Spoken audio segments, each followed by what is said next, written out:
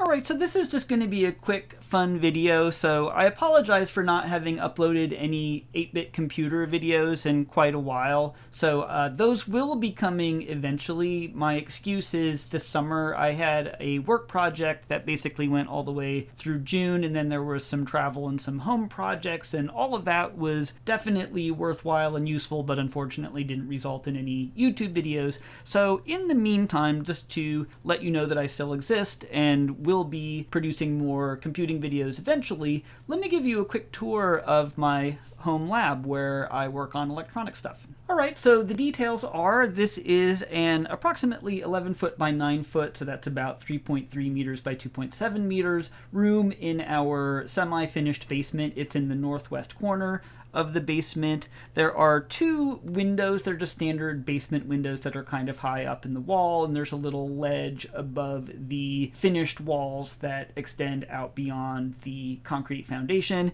And my main workbench is along the north side of the room, and there are two office chairs, one for the sort of computer part of the bench, one for the soldering and assembly part of the bench. And then on the south wall, there are a couple of IKEA storage units, as you will see. So that is my workspace. All right, so let me now give you the video tour. Over here in the corner, you can see I have my headphones. This is where I hang them up when I'm not using them. And I also have test leads for power supplies and multimeters and things. The cabinet door you see there actually is for access to the house's electrical panel. And of course, I also have a dustpan, so I can tidy up once in a while. Moving to the right slightly, here is my main computer area. So the computer here is a Dell Optiplex 7020 in a standard ATX case. I made a video about this in summer of 2021.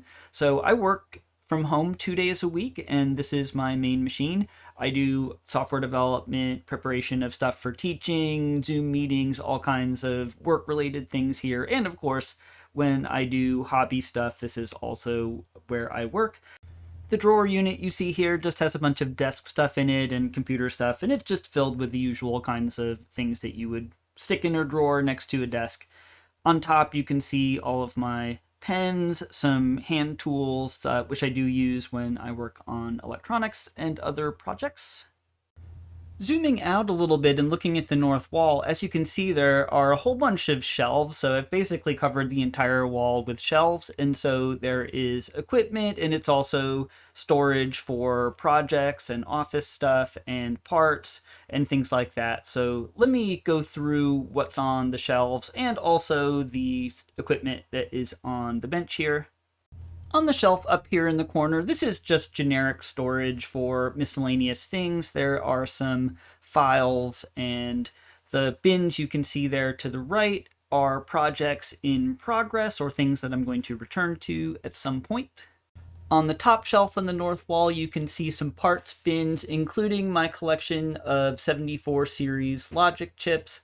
And then there are other miscellaneous parts. All of my dev boards and Arduino stuff is here.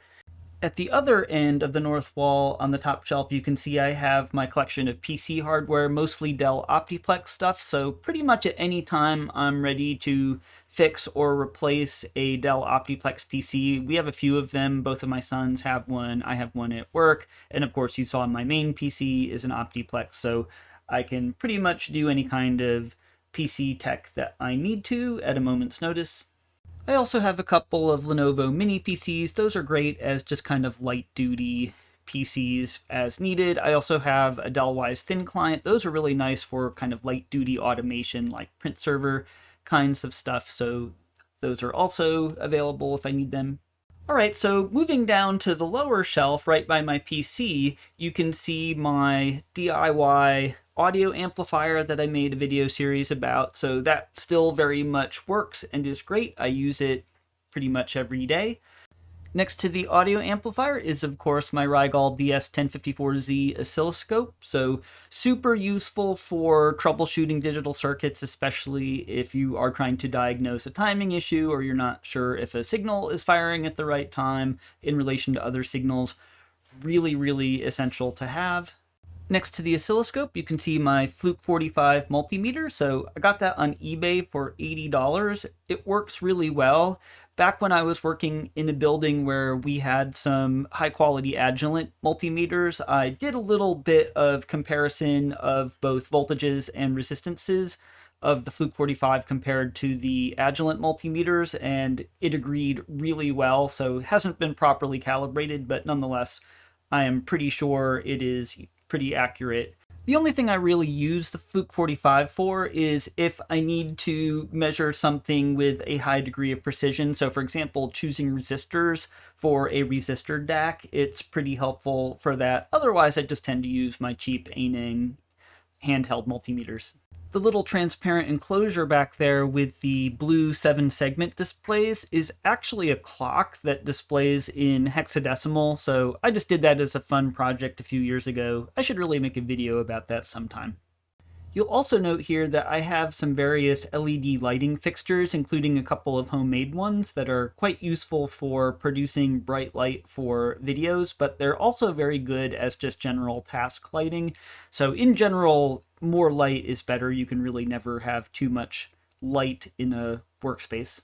Moving down a little further, I have a few books and some additional storage for proto boards and oscilloscope probes and breadboards. And then as we get to the other end of the shelf, this is sort of more of the assembly area of the workbench. So I have a heat gun for heat shrink tubing and my extra soldering iron handle, and the little wooden drawer unit has extra soldering supplies in it. Coming back to the workbench itself, down on the left-hand side, this is obviously where my computer is, but what you see here is that I tried to keep the workspace as open as possible, and I've tried to avoid having too many things on the work surface, so that way if I want to set up the 8-bit computer or whatever project that I'm working on, I have a nice big open work area to assemble things in. On the wall at the back, you can see I have some power strips mounted, and then I have some plastic bins that have things that I like to have easily accessible, like USB cables and hand tools and my multimeter and my device programmer. So everything is relatively organized here, where if I need something, I can grab it quickly. The workbench itself is actually two IKEA desktops that used to be actual desks, and I just built a wooden frame to put them on, so that actually works quite well as a workbench. The framing, it's not beautiful, but it's quite sturdy, so it gives me a good, solid, stable work surface. In the middle of the workbench, you can see I have two HP power supplies, an E3615A, that's a single output supply, 0 to 20 volts. That's my main bench power supply. Really like it. You can set a current limit, so it's good for not frying your components if you screw things up in your circuit. And then below it, I have an E3620A dual output supply, so that is useful if I have something where I need an additional voltage rail, or I need dual voltage rails. I think I got the top one for $130 on eBay, and the bottom one I think I got for $80 on eBay, which was a pretty good deal. On the right-hand side of the workbench is my soldering area. So I splurged and got an AU desoldering station, and I've actually used that quite a bit, and it's really handy if you need to remove through-hole components, especially ones that have a lot of pins like IC sockets from a circuit board. Makes really quick work of that. I've really enjoyed using that. My main soldering station is a Yiwa 937D Plus, so I think I paid maybe $30 for it, maybe less than that. It's actually a really nice soldering station. So I've used Weller and Heiko soldering stations, and I think the Yiwa one is pretty much as good, if not better, in my personal opinion. So really like it. Below it, you can see a Ruideng, one of those little adjustable power supply modules that you can power from any DC power supply and use as an adjustable bench power supply. I have it mounted in the enclosure from an old ATX computer power supply, so that's quite handy just to have an extra adjustable bench supply over in the soldering area. And of course, all the way on the right is the other lab PC, which is basically the soldering station PC. And that's handy if I need to have a data sheet up while I'm working over there, or some other, website or source of information. Also, if I want to shoot a video, there is a camcorder and a HDMI capture device, so I can record video while I'm over there if I need to. There's not really too much on the east wall to the right of the bench. You will notice there are a couple of Ethernet jacks. I actually have a total of 4 Ethernet ports in my office here. I also have additional test leads over here for the power supply and the multimeter that I keep over here. I use the south part of the room mostly for storage, so I have a whole bunch of storage. So up at the top are my main parts bins for electronics components. So the one on the left is mostly memory and oscillators and crystals.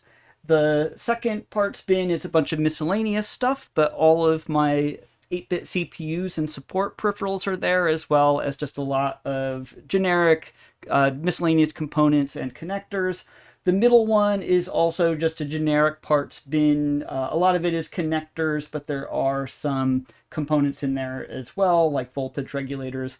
On the right, on top, I have my parts bin full of LEDs, so those are all nicely organized. Below them are electrolytic capacitors, IC sockets, segment displays, and also other kinds of displays like LCD and OLED displays. And then up at the top are SMD components, mainly resistors and capacitors.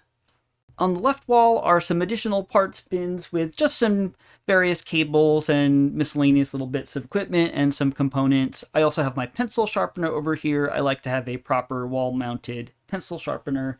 On the floor are 2 2x2 IKEA Kallax cube storage units, and I have a variety of things installed in them. I have a few cabinet doors, I have some shelves, I have one open space and one just storage bin. The cabinets and drawers are used for a variety of storage for things like components and materials and tools. I have a label maker and everything is pretty well labeled, so I can find things easily.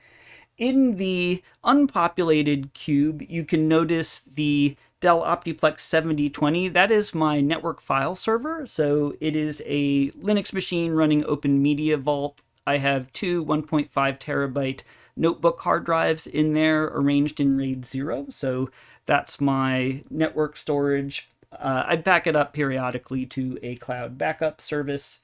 To the right of the network file server is a bin containing the prototype circuit board modules for my 8-bit computer project. And then, of course, on top of that is the Commodore 16 keyboard that I'm also using for the 8-bit computer project.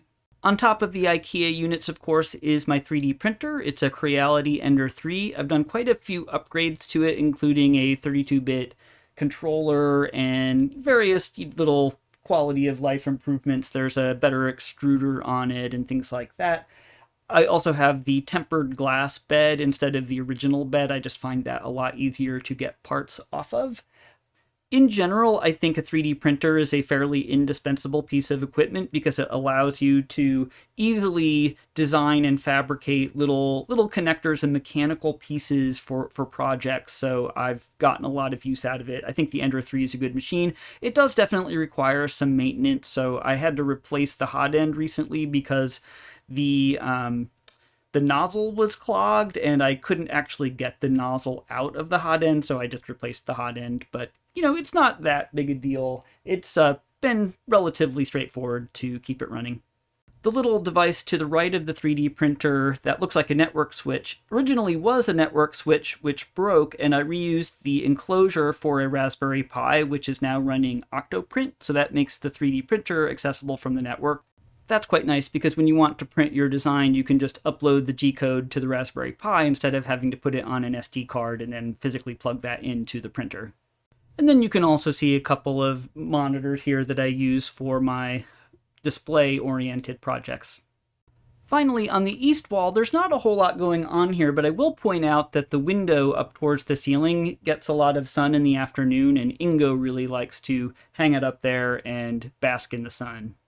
Alright, as a bonus preview of what will be coming eventually on the channel, right now I am testing the circuit board for the combined TMS 9918A graphics and YM2149F audio module for the 8-bit computer, and for sure the graphics works great. I actually fixed a bug that I will tell you about when I release the video, but I still need to test the sound generator, and I'm in the process of writing some software to do that. So that will be coming at some point, so stay tuned.